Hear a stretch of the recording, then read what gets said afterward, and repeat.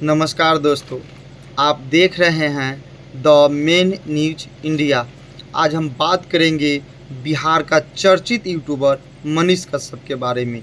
आखिर इतनी लोकप्रियता के बाद मनीष कश्यप की लोकप्रियता कैसे घट गई, जो कभी पूरे बिहार के युवाओं के दिलो जान पर छा गए थे।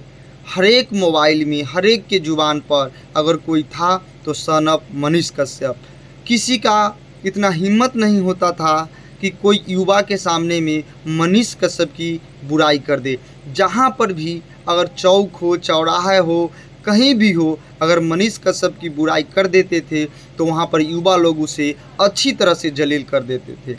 आखिर इतना चर्चित होने के बाद भी, युवाओं को दिलो जान के धड़कन होने के बाद भी मनीष कश्यप की लोकप्रियता में आखिर इतनी कमी कैसे आ गई। तो चलिए हम बात करते हैं।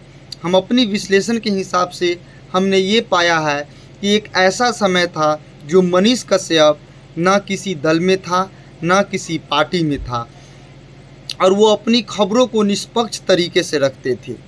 हमने उसका सबसे पहला वीडियो देखा था जब वो अपने गांव में एक नदी के किनारे जाकर और बिहार के मिट्टी का सौगंध खाया था कि हम बिहार को बदल कर रखेंगे।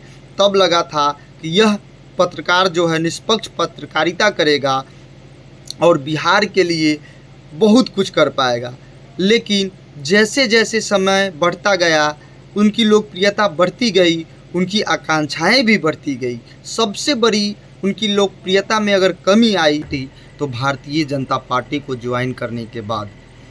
मीडिया लोकतंत्र का चौथा खंभा कहा जाता है, और जब लोकतंत्र का चौथा खंभा ही अगर किसी पार्टी विशेष का हो जाए तो फिर लोकतंत्र में जनता की आवाज़ कौन उठाएगा। सबसे बड़ी सवाल यही है कि अगर हम पत्रकार हैं और किसी पार्टी में अगर हम ज्वाइनिंग हो जाए, वो पार्टी गलत कर रहा है, क्या मेरी हिम्मत होगी कि उसके विरोध में खड़ा होना? कदापि नहीं। और सबसे बड़ी अगर लोकप्रियता घटी तो भारतीय जनता पार्टी ज्वाइन करने के बाद। मनीष कश्यप की ज़िंदगी का सबसे बड़ा यही भूल था कि उन्होंने भारतीय जनता पार्टी को ज्वाइन किया। पूरे बिहार के युवा उनके दिलो जान पर रखते थे, एक आवाज़ से सड़कों पर निकल जाते थे। अगर वो सोशल मीडिया पर आकर कह देते थे जहाँ पर आना है वहाँ पे 50,000 1 लाख की भीड़ इकट्ठा कर लेते थे। एक दिन, 1 घंटा में, 5 मिनट में अगर कह देते कि फलाना जगह पर आप लोगों को आना है, वहाँ पर 10,000 20,000 का भीड़ लग जाता था। ये वजूद था मनीष कश्यप का। मनीष कश्यप खबरों को बहुत ही सच्चाई तरीक़ा से दिखाते थे।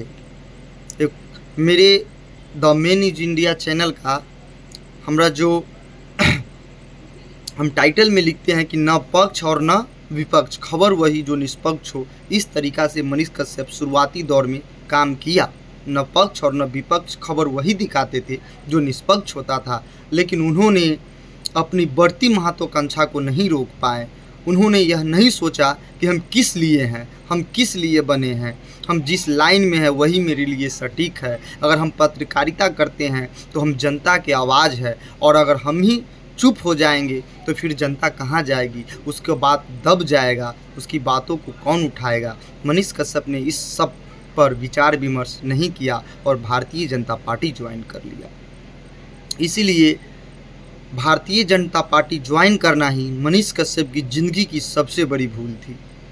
और ये जो पीएमसीएच में अभी घटना हुआ है मनीष कश्यप के साथ, मैं इसकी कड़ी निंदा करता हूँ। कदापि किसी भी पत्रकार के साथ नहीं होना चाहिए, और सरकार को ये कानून बनाना चाहिए कि किसी भी स्वास्थ्य व्यवस्था को अगर कोई भी मीडिया वाला, न्यूज़ वाला, यूट्यूबर्स अगर दिखा रहा है तो उसे दिखाने से मना न किया जाए।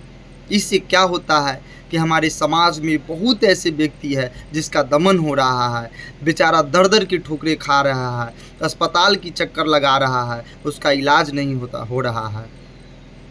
1% को दिखाने में कोई व्यक्ति 30 किलोमीटर 40 किलोमीटर दूरी तय करके अपने ज़िले के सदर अस्पताल में, मेडिकल कॉलेज में जाता है, और वहाँ पर उसको बार बार दौड़ाया जाता है। तब जाकर व्यक्ति निराश हो जाता है, मजबूर हो जाता है। उसके पास इतना पैसा नहीं रहता है कि वो प्राइवेट अस्पताल में अपना इलाज करा सके, अपने बच्चों का इलाज करा सके।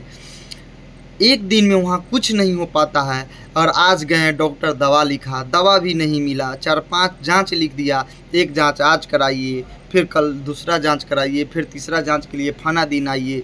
चक्कर काटते काटते अस्पताल का जांच का रिपोर्ट कराते कराते उसका समय बीत जाता है और मरीज दिन पर दिन उसका स्थिति बदतर होते चला जाता है।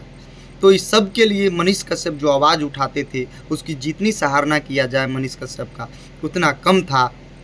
लेकिन जब भारतीय जनता पार्टी ज्वाइन किया तो उसका विरोध होने लगा। जो उसका पक्ष में, उसके पक्ष में जो बोलते थे, उसका थोड़ा भी कोई बात गलत वर्गल तरीक़ा से उसके बारे में अगर कहा जाए तो वो सुनने के लिए तैयार नहीं थे।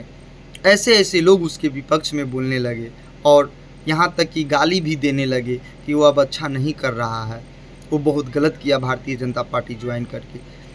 पीएमसीएच घटना के बाद उन्होंने कहा कि हमसे गलती हो गया, हाथ जोड़कर सबसे माफ़ी मांगा।